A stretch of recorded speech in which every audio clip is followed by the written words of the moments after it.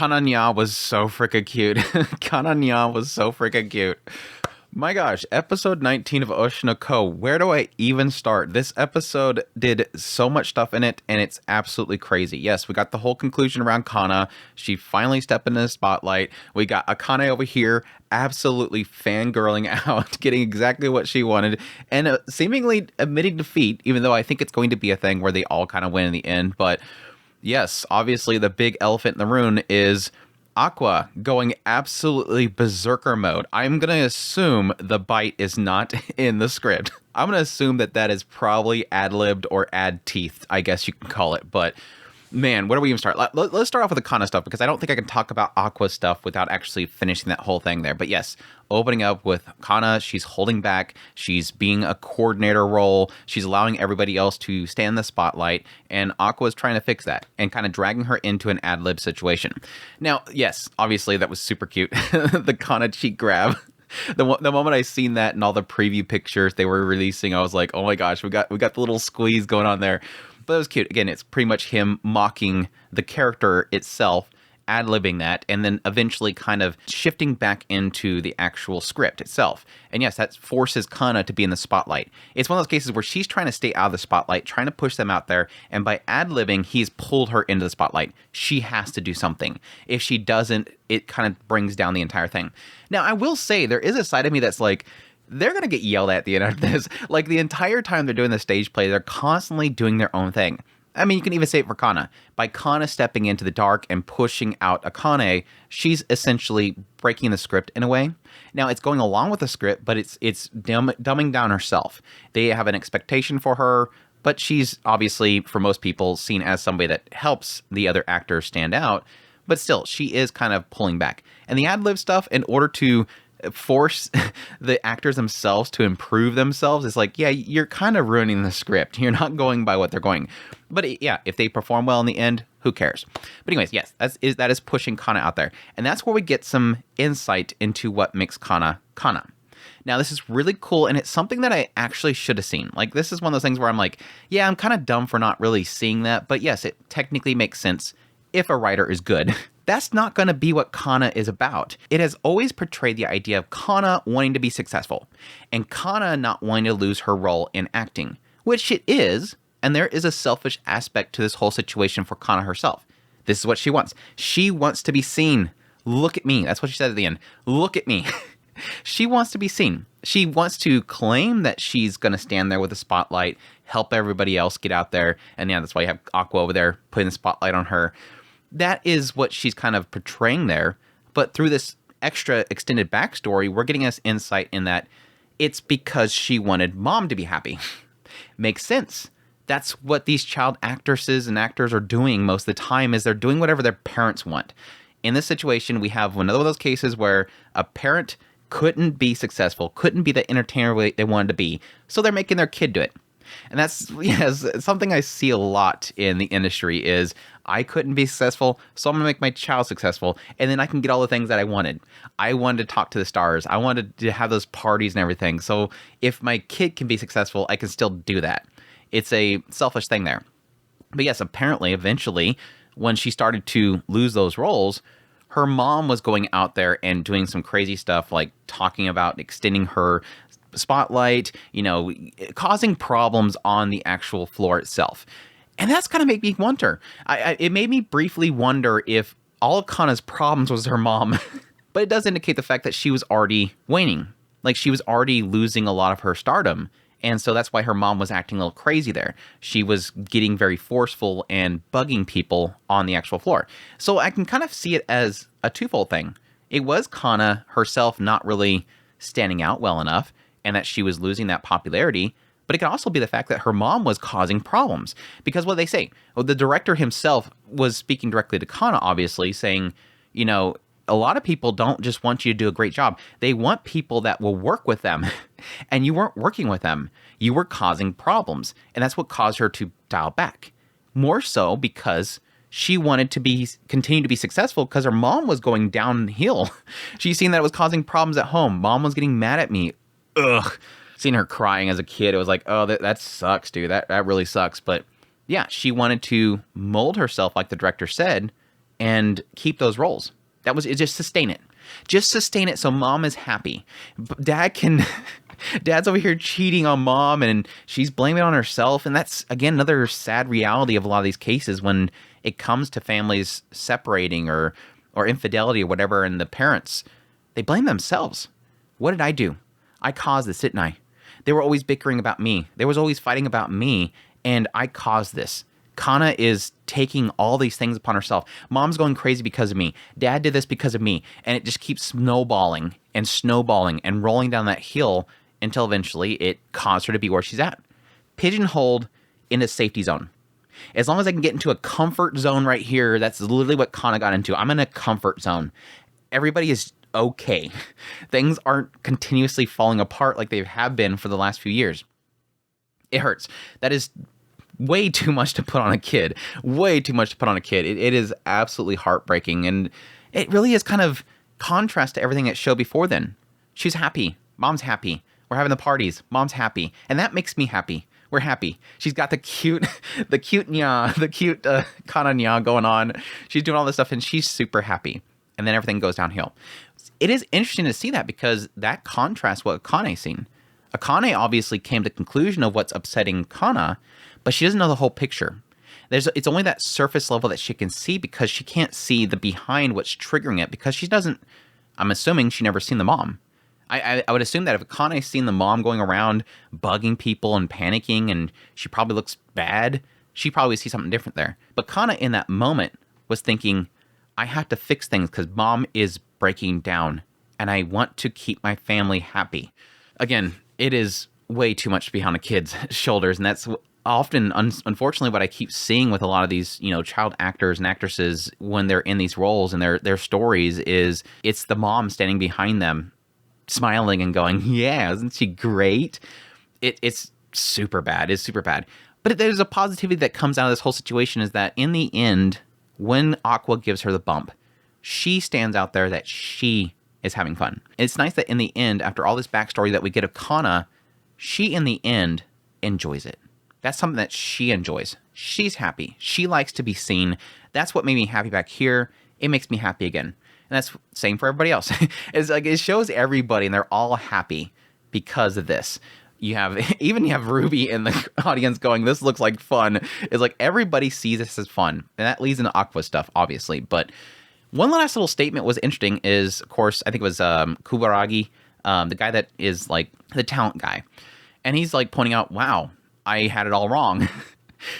She was useful because she was always in the mold. Like she would fit in the mold. Whatever we need her, she'd fit in there. Every single time we had this layout, she was just perfectly fit herself in this little cube. But here I realize, oh yeah, that's right. Way back there, she was known for crying. That was her whole shtick. That was the quick crier. That was why she was so popular. But the reason why everybody loved her so much was because she was a ray of sunshine, which was exactly what Akane said. That was interesting. Yeah, they did mention during the back history stuff of Akane that, yeah, they were pointing out that she's the quick crier. But the one thing that she kept pointing out was that she was a ray of sunshine. She was this bright thing, and she wants to see her bright and shine again. Akane's seen what was so special about Kana. Everybody else forgot it. Akane's seen it. And now here Akane's seeing it again and going, yes, that's exactly what I was looking for. And then you have this guy over here going like, oh, wow, we totally forgot about that. Yeah, she's really bright and shiny. It was a cute little contrast there for somebody in the industry that manages all these talents versus somebody that was a fan. Somebody that was raw, knew what made her so great because she loved her. She loved Kana's work. These guys over here just seeing numbers. What works in the industry? She molds. Over here, why I love? Because she shines. It was a cool little thing there. I loved it so much. But yes, after Kana finally steps out there, she's yelling, you having fun too, right, Aqua? Nope, I'm different. I don't shine like you girls do. You guys are different than me. And yeah, that's when we get into what he's apparently decided to finally do into, I guess, it kind of lays it out as if this is what I've decided to do in order to manage my trauma. Because yes, it gets into Kane. She's over here cycle and analyzing him. So it apparently does get into that he is having these panic attacks and that she's trying to figure out some way to help him, but it doesn't seem receptive. He's listening to her say all these things, and he knows exactly what's wrong. She's trying to figure it out, but he knows exactly what's wrong. Now, she has put those pieces together, obviously, again, because he blurted out I. She knows what happened there, so she's putting it together. But over here, you have the conversation with the director, and the director guy's like, yeah, you got to figure this out. Like, what exactly is going on? He's already put it together. This guy's already put it together. Like, yeah, I've seen it before. I know what you're doing here. I know exactly what you're doing. You have a guilt. You're having fun, and then you break down. That's obviously because of what happened in the past. He's putting together, you have a guilt for I. Every time you have fun with acting, I've been in acting before too, it's fun, but you, whenever you get to that point, you're breaking. It's obviously because you have guilt. You need to step out of this and go get therapy. Like, step away for a while, go get therapy. But no, Aqua is dead set. I have to get this done. I have to get this done. And so in knowing that he's not going to be able to stop Aqua, okay, let me tell you something that's going to mess you up even more. This is like a massive L for the director, Taishi. This is a massive L for him. His response to I can't stop Aqua, he's going to do it anyways. Let's make it worse. Let me tell him how he can literally lose his mind. And that's really what it feels like, how it's kind of portrayed at the end of this entire thing. Again, I'm assuming this is ad-libbed. I'm assuming he doesn't actually bite him. But he's literally saying, instead of emotion act with the idea that it's fun, that most actors love and have fun what they're doing, you can use essentially hatred. Use revenge. Use that to feel your emotions in your acting. Now, this is where I have a sort of question mark how they're going to portray this, because what they've listed out so far with what they're doing there is the concept of emotion acting. And the concept of emotion acting is you're thinking about, and the best way to do that, as Kana was laying out, is to think about actual things that have happened to you. So that was the idea there. Think about something that's suppressing, losing your mom. Again, she didn't know. That hurts him.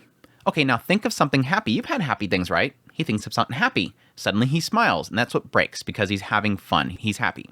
Now, that was a separate concept as to what they were getting to in this episode, and the idea that actors have fun. They enjoy it, and they do a good job because they're having fun. Whereas he can't have fun, so he's going to be feeling himself with revenge. That's different than the idea of emotion acting the way that Kana was explaining it, because that's just happiness, not anger, not all this other stuff. So I'm curious as to why they parallel those two things together, because they're not really the same. But anyways, that aside, what he's doing here is he's using that sense of revenge to feel his emotions. The problem that's going to be, and I think this is going to be the fix for him to pull him out of this, is that the next episode, he's obviously going to have the realization that this character is not dead. That was the whole trigger point. It wasn't the problem of getting him angry. He can get angry. He's got plenty of trauma to feel off of. The problem is, how is he going to act happy when he realized that she's not actually dead? That was the trigger point. So I think it's really going to be one of those things where I'm really questioning how they're going to chill him out and pull him out of that in the state that he's in right now. Unless, because he's so fueled by anger right now, enough to bite somebody, what's going to happen is that when Akane gets up and the character is supposed to realize that, oh, she's fine, I'm so happy she's not actually dead, he's going to envision that I never died. That's the only thing I can think of that's going to pull him out of there and still finish the actual act, because if he keeps going enraged berserker mode right now, which again is kind of signifying that he's lost it right now.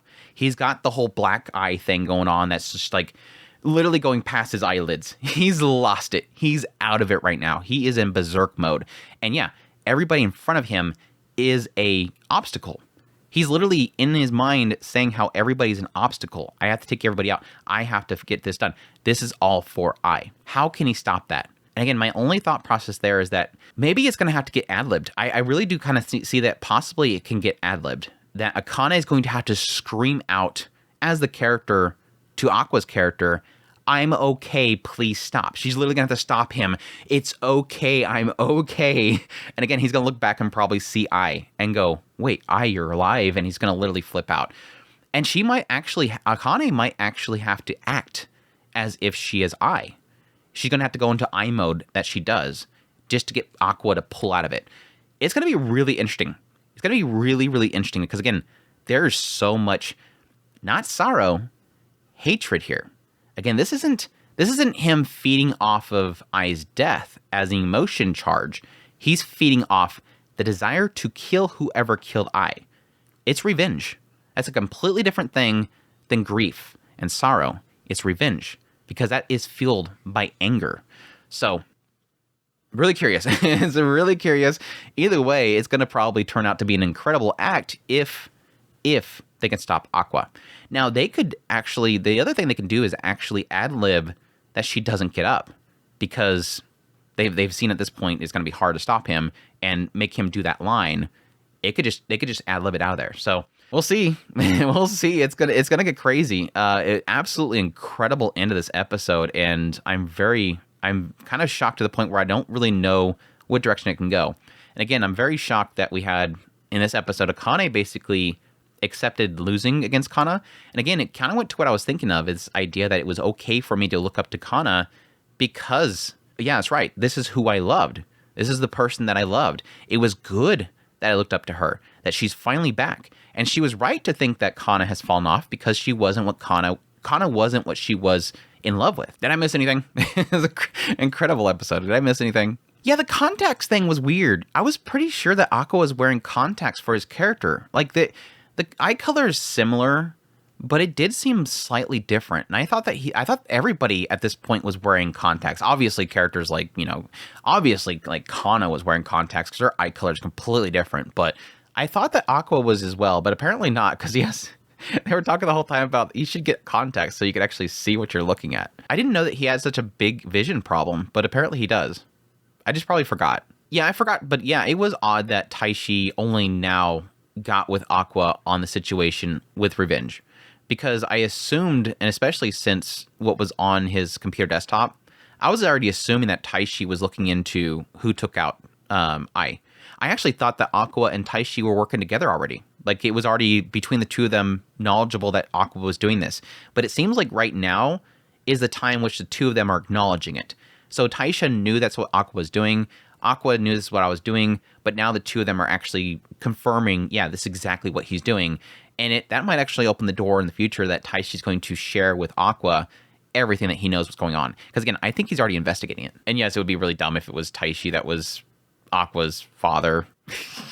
Anyways, I think that's everything. Hope you guys enjoy this video as always. Looking forward to next week. If you like this video, make sure to hit that like button before you leave. Comment. Let me know what you thought of the episode. If you're new here, make sure to subscribe before you leave. If you like this content and you want to support the channel more, I have links in the description below. I'd greatly, greatly, greatly appreciate it. Support the channel. Until next time, y'all take care.